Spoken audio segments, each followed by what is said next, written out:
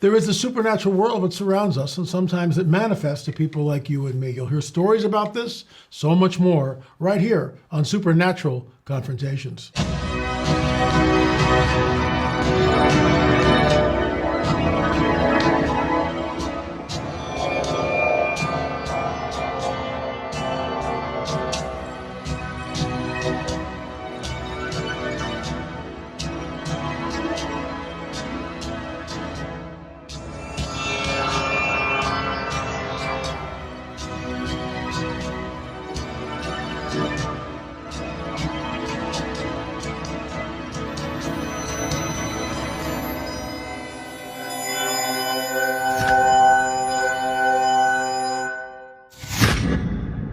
I think you'll find this story interesting, as basically everybody who's ever come on the show, the stories are amazing because the supernatural world is real and people have had encounters, and it's just great to hear the stories. So we'll get into that and so much more, but first, a word from our trusted sponsor. Folks, the US dollar has lost 85% of its value since the 1970s, when the dollar decoupled from gold, and the government seems bent on continuing the tradition.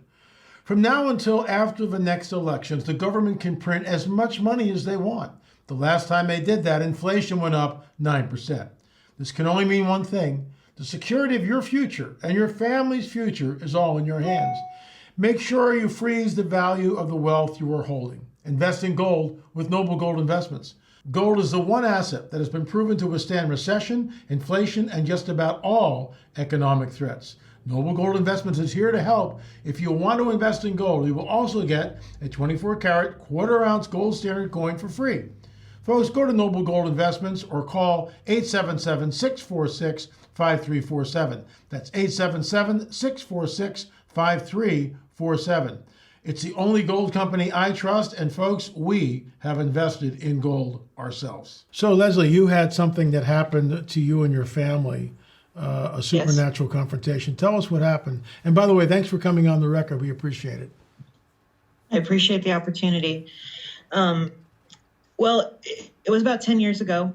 The Lord had given me about October of 2013 a vision of what was going to happen in this country at the end times. And about a month later, I was sitting in my living room. It was really late at night.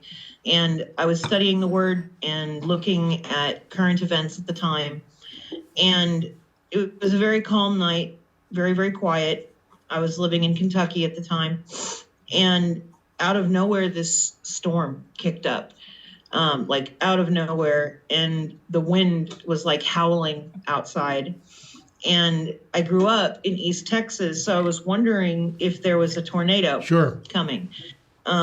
A couple years before that, a tornado had come and taken out the entire town of West Liberty. Wow. So I was like, is this another tornado?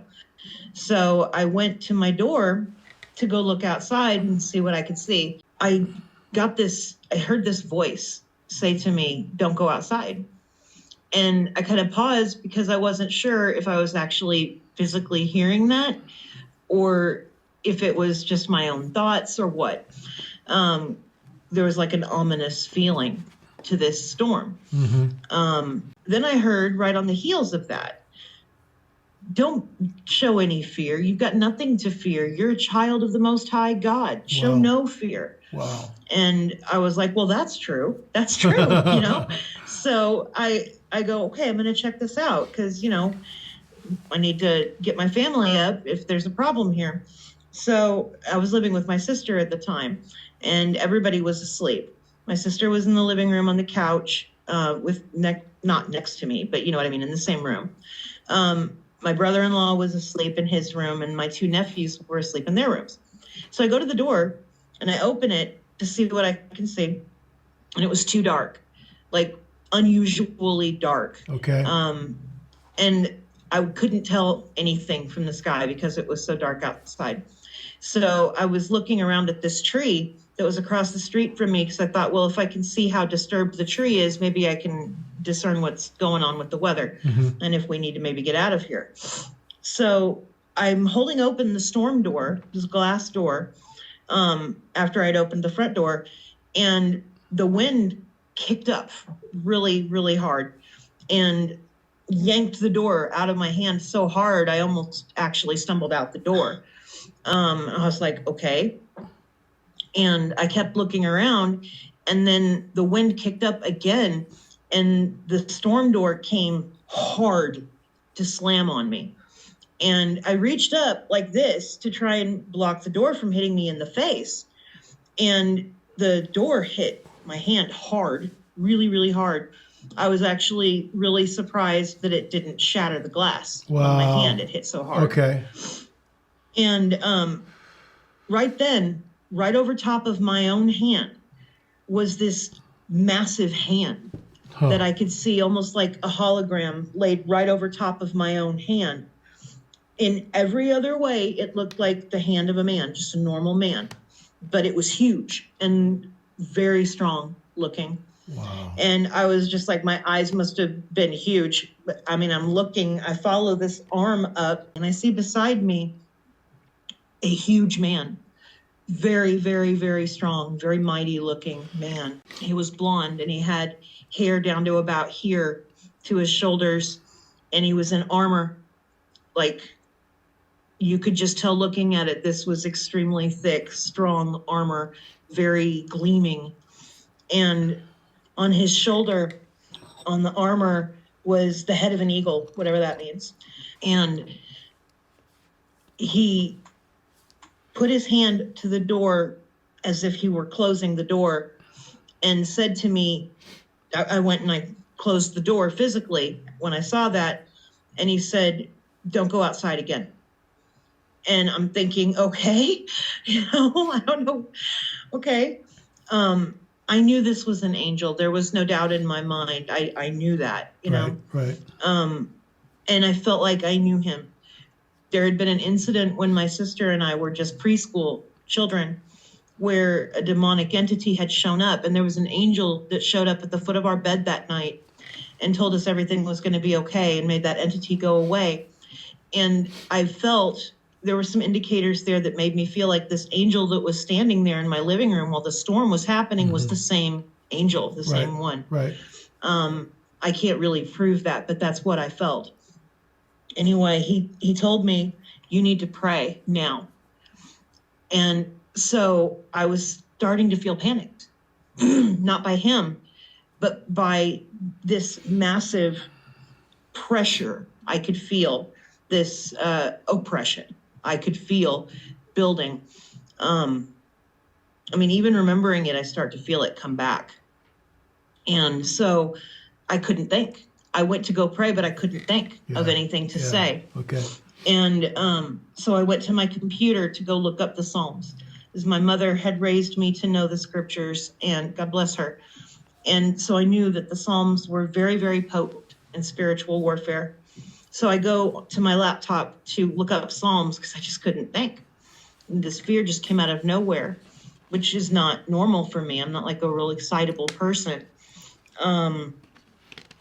But my internet went out. Just like the second I went to my computer to start looking at the scriptures, the internet went out. I couldn't look them up. And I was like, where's my Bible? I need my Bible. I couldn't think of where it was. And I knew I didn't have time. So I started praying. I just said, "Lord, help me. I can't think of what to say. Help me." And I don't even remember most of the rest of what I said. I don't. I just remembered that as I was asking God to tell me what to say, that the scriptures just started pouring out of me that I had, and I just prayed as hard as I could. And I remembered what the Lord had said, that where two or more are gathered together in my name, there will I be in the midst of them.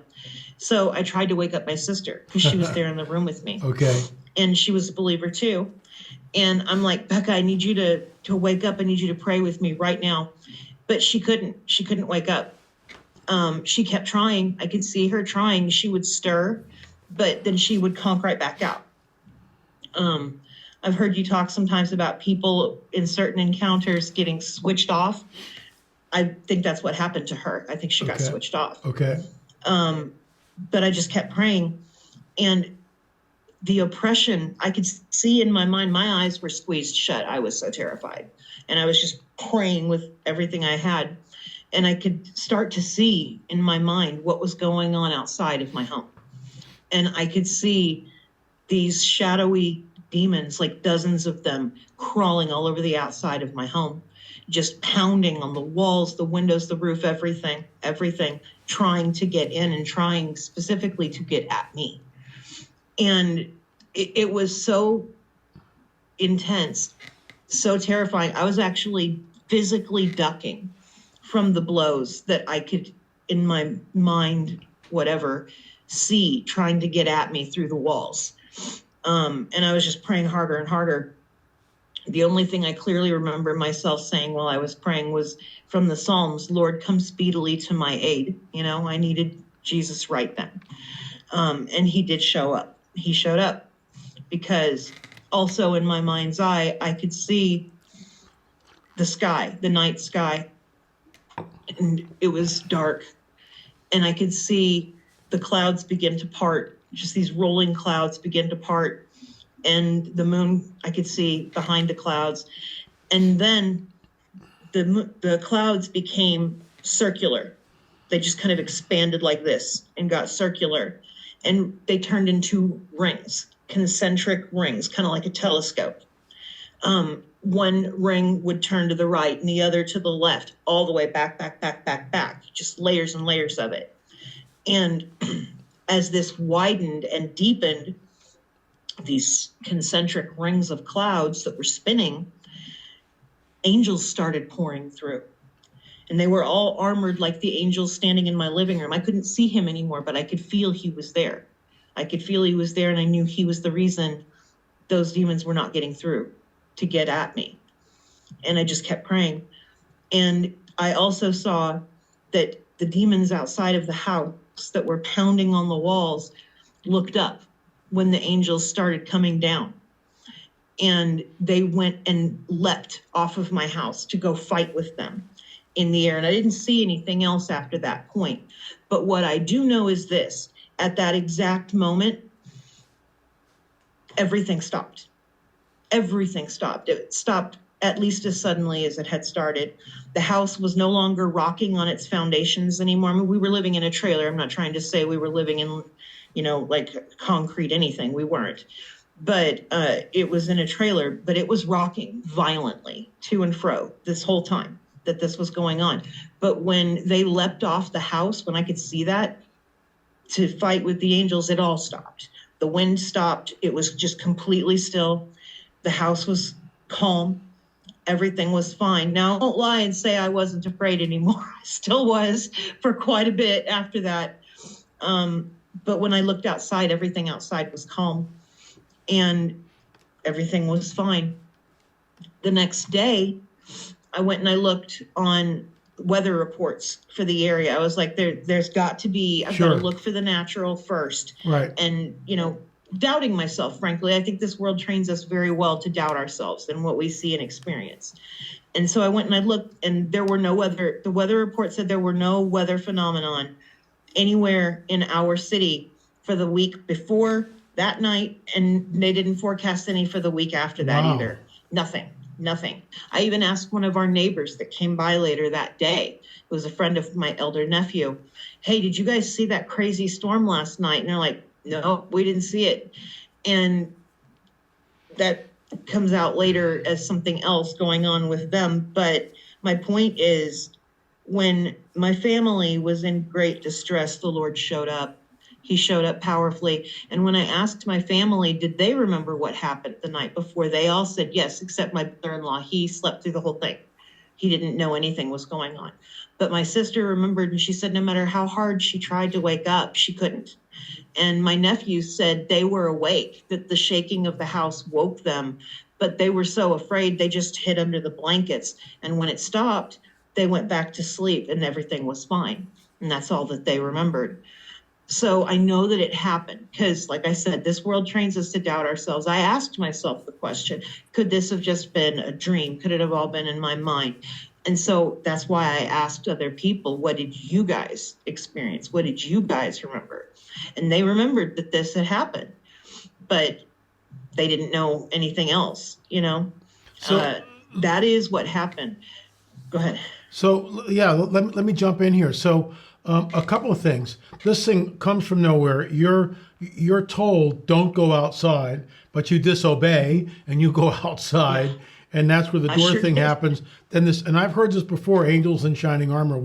I spoke to a woman a while back, fairly recently actually.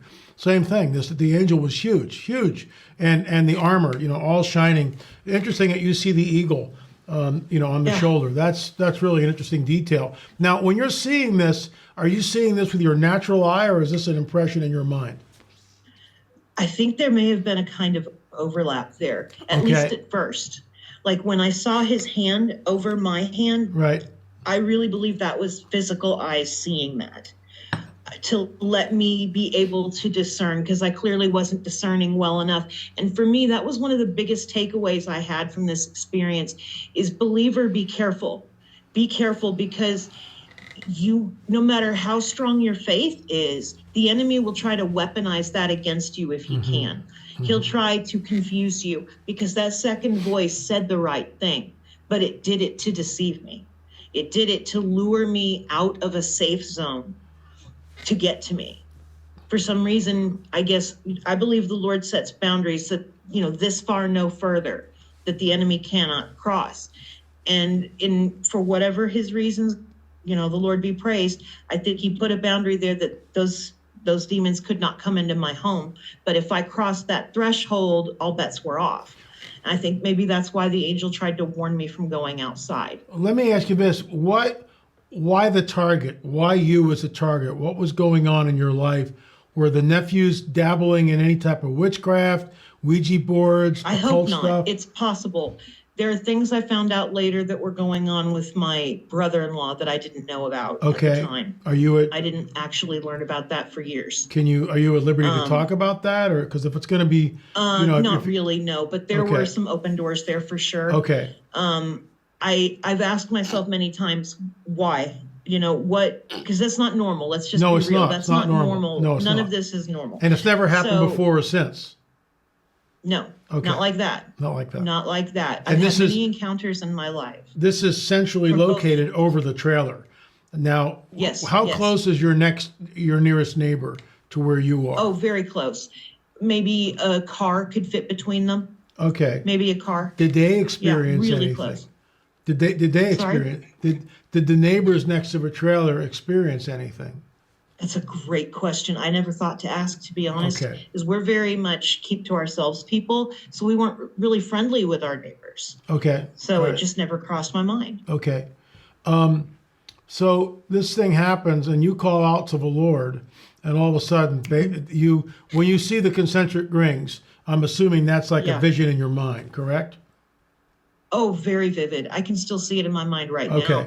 I'll never forget any of it. Okay. So let me just run something by you real quick. When we read the book of Job, this is the type of stuff we read in Job. So it's some people go, well, that's really bizarre. Well, our Bibles, the guidebook of the supernatural, talks about this stuff. Read the book of Job. When Or Ezekiel. storms rising up out of nowhere. That's the hand of the enemy. That's what he can do. And that's why when we read the book of Job, we see, he can do this, he can do that. Obviously, without he's got to have. There are boundaries. He can go so far and not further, just like we see in Job. You can do this, but you can't kill him. So it's just interesting how the protocols of this heavenly war take place, and we see it. So after this, that was it. Peace returned. You wake up the next morning, you start asking, and you look at the weather, and nothing happened. There's nothing. So this is very localized over your trailer. This is what I would call a demonic attack against you. The good news is you saw an angel. The angel was there. Probably the same angel that was there when you were, preschool kids, and he shows up and he gets rid of them. I just love the story. I'll give you the last word. And thanks for coming on, Leslie. Thank you for giving me the opportunity. Just one thing to say. The supernatural world is extremely real.